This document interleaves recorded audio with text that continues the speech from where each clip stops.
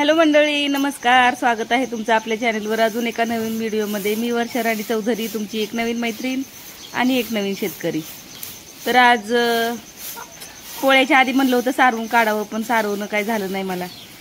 आणि खरंच मनात पण नव्हतं की आपण इथलं सारवावं, कारण रोज पाऊस येतोय, सारवलं की धुवून जाणार म्हणून कंटाळा केलता.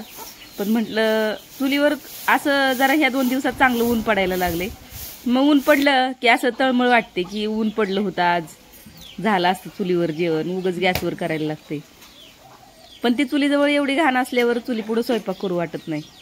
मग म्हटलं चला सारवून तर काढते, आला पाऊस तर थोडी हाताची मेहनत जाईन, दुसरं काय होणार आहे तेव्हा. म्हणून मग आज सारवून घेतलं. किती बघा पावसाचे पत्र्याचं पाणी पडून पडून पडून पडून खड्डे बिड्डे होतात, माती खालची उदसून येते. मग ती एवढ्या कचऱ्यामध्ये जेवण बनवायचं नको वाटते. आणि सारवून काढलं तरी पाऊस आल्यावर धुवूनच जाणार ना ते. परत रोज रोज सारवत बसा, त्याला चूल ओली झालेली असती. पण ह्या 2 दिवसात छान ऊन पडलेलं आहे. मग म्हटलं चला चमकवूनच टाकते आज चुलीजवळचं. आणि सारवल्याशिवाय खरंच शोभा येत नाही. थोडंसं का होईना सारवायचं असावं. किती जरी पॉश घरं असतील ना तुमची, तरी पण थोडंसं का होईना सारवण्यासाठी जागा असावी दरवाजाच्या पुढं. तसं बघायला गेलं तर ह्या आमच्या चुलीजवळ कोबा करून घेतलेला आहे मी. पण ती कोब्याची पावसाने वाट लागली. कोबा पण फुटणारच ना. पावसाचं पाणी वेगाने पडल्यावर पत्र्याचं पाणी किती ठिकाणचं जमा होऊन येतं. मग तेवढं पडल्यावर काय कोब्याची वाटच लागते. पण ते नसल्यापेक्षा आपलं चांगलं आहे बघा. सारवल्यावर किती छान दिसतंय, चमकतंय की नाही. हिरवगार शेण, आणि तो सारवताना जो सुगंध असतो ना शेणाचा, तो तर त्याचा तर वेगळाच आनंद असतो. तर चला आज नाही केलं तरी उद्या जेवण चुलीवर बनवायला रिकामी झाली मी. आता कधीतरी 4:30 वाजलेत. म्हणलं आता गुरं इकडे बांधून घ्यावीत. तसं तर आज पोळ्याची कर आहे. आमच्या वस्तीवर बोकड पडणार होतं, पण काय झालं काय माहिती त्याचं. मी काय स्वतः खात नाही, त्याच्यामुळं मी काय असल्या गोष्टींमध्ये जास्त लक्ष देत नाही. चौधरी साहेब खातात, अण्णा खातात, पण चौधरी साहेबांना वेळ नसतो. आणि अण्णांना विचारलं तेव्हा अण्णा बोलत होते की रहित झालं बोकड. मग आता आणायचं कोणी. माझा चालला होता विचार की आपणच जाऊन आणावं फटेवर. पण बघा गाडीचा प्रॉब्लेम आहे थोडासा. गाडीचा थोडासा प्रॉब्लेम म्हणजे काय आहे की त्या गाडीला मागचं ब्रेकच चालत नाहीये. खूप स्लो चालते, म्हणजे जोरात ब्रेक लावावं लागते तेव्हा ती ब्रेक लागते. आणि असं स्लोमध्ये एकदम गाडी स्लो करून घ्यायला लागते. एकतर पावसा पाण्याचे दिवस आहेत, कुठं घसरली गाडी, पडली बिडली, एकतर टाचणी मी लागली मारायला. किती दिवस झालं माझी टाच दुखते, लंगडत लंगडत चालायला लागते मला. आणि कुठं ते अजून गाडी घेऊन जाता. म्हणून मग रहित केलं. मला वाटलं होतं आज चिकनचा स्वयंपाक बनवावा छान, आणि व्हिडिओ तुमच्याबरोबर शेअर करावा. सुक्कं चिकन, पातळ चिकन, चुलीवरच्या भाकरी, त्याच्यासाठीच माझी ही सगळी तयारी चालू होती.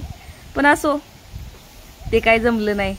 म्हणून मग आपलं रोजचंच रुटीन तुमच्याबरोबर शेअर करते.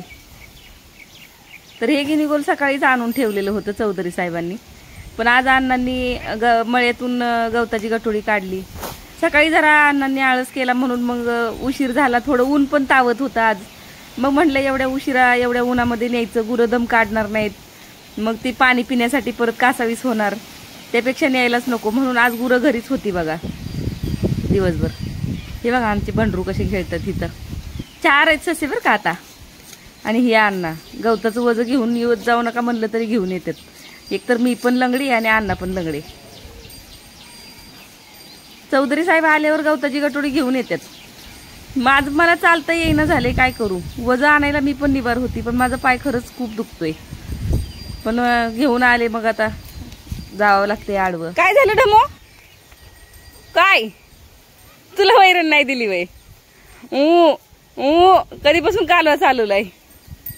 काय झालं पिलो, म्हण बरं. हळूच वरडती आठवण करून द्यायला मला.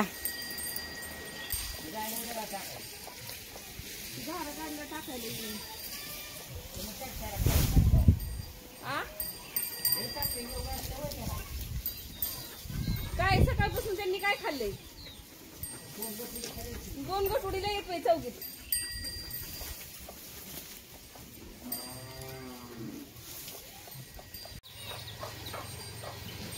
बघा कसं पुन्हा एकदा पावसाचा मोसम बनलाय मस्तपैकी. आमच्याकडं खरंच आमच्याकडे पाऊस कमी आहे, अजून आमच्याकडे ओढे पण भरले नाहीत, लोकांच्या गावाला पूर आले.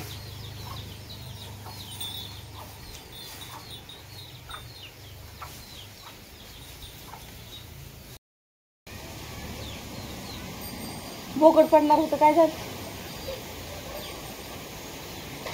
काय पण कसं मरायचं.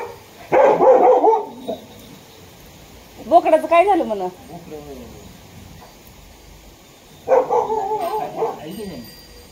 काय शनिवार म्हणून पडलं नव्हतं काय, मग दुसरं काय आज तर.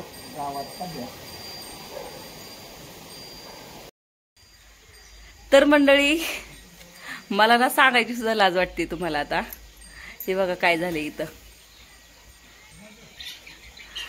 काय बघून वाटते इथं काय झालं असन. ह्या गोणीत नाही युरिया आहे, युरिया.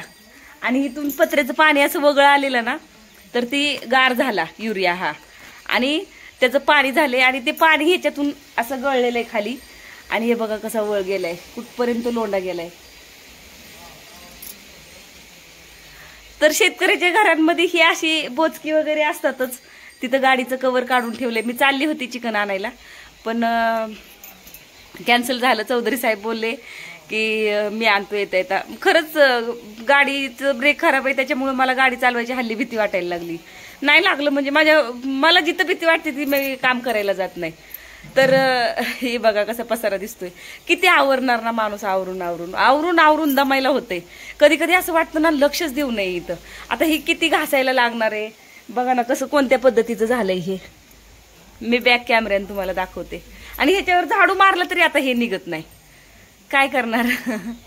तिकडं अण्णांनी मगाशी थोडासा नाश्ता दिला होता आल्यावर, तो नाश्ता केलेला ते पडले पलीकडं काय पडले, पलीकडं काहीतरी अण्णांचंच पडलंय वाटतं, गळ्यातलं गमजा. आणि इथं गाडीचं कव्हर टाकले, इथं इळा आणून टाकला इथं, आणि हे माझं स्टँड. किती पसारा आवरणार ना माणूस, आणि काय काय करणार. आणि लोकांना वाटतं घरी बसून असते हिला काय काम आहे. नुसतं एवढंच काम नाही ना, सगळं बघायचं असते घरातलं. तर हे बघा, मी तुम्हाला बोलली ना की मी बॅक कॅमेऱ्याने दाखवते तुम्हाला. हे कसं झाले बघितलं का. ओलं होतं तोपर्यंत कळलं नाही, हे पाणी येत होतं त्याच्यातनं, पाणी येत होतं त्याच्यातून. आणि आता ते सुकले, तर हे बघा कसं झाले. हा पांढरा डाग तर खाली तसाच राहणार. हे बघा हे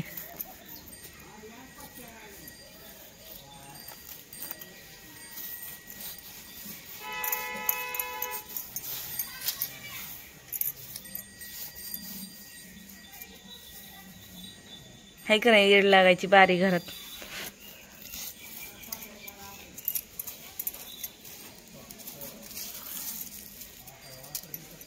एक मिनिट दाखवते तुम्हाला.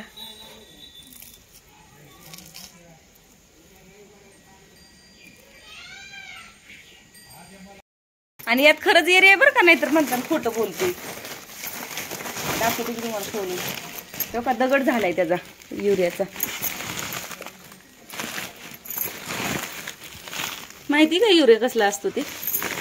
माझे शेतकरी दादा जे कोणी बघत आहेत त्यांना माहिती असेल कसला असतो युरिया. नवीन शहरात राहणाऱ्यांना नाही कळत.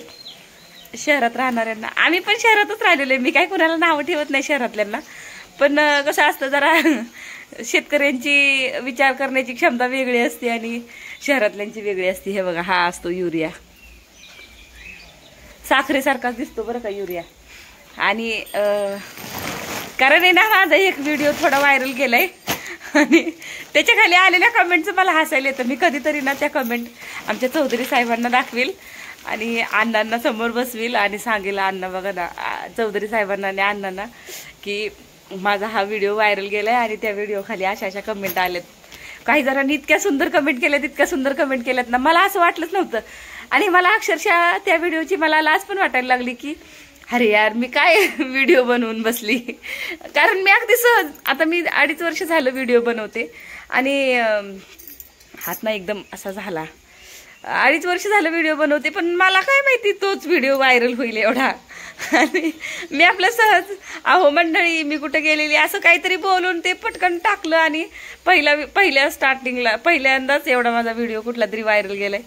आणि आता मलाच कसं तरी वाटायला लागलं की यार शिट, एवढं नाजूक विषय मी नव्हतं एवढा व्हिडिओ करायला पाहिजे, पण मी कसा करून बसली आणि कसा तो व्हायरल गेला. पण आहे ना खूप छान कमेंट आल्या बरं का, की म्हणजे असं कोणाच्या फालतू कमेंट आले नाही त्याच्यावर, काही नाही. आणि खरंच त्या व्हिडिओला प्रतिसाद छान मिळालाय मला. तर चला मंडळी, अजून एकदा आता घर झाडून काढायचे, ओटा झाडून काढायचे आणि संध्याकाळची वेळ झालेली, काहीतरी 6:15 वाजत आलेलेत. 6 वाजता मी चहा प्यायला बसली होती, चहा पी म्हणूनच तुमच्याशी बोलत बसली. तर आता हे आपल्याला राडा काढायचा असला आणि घर चमकवायचे. घरात पण कचरा झालाय,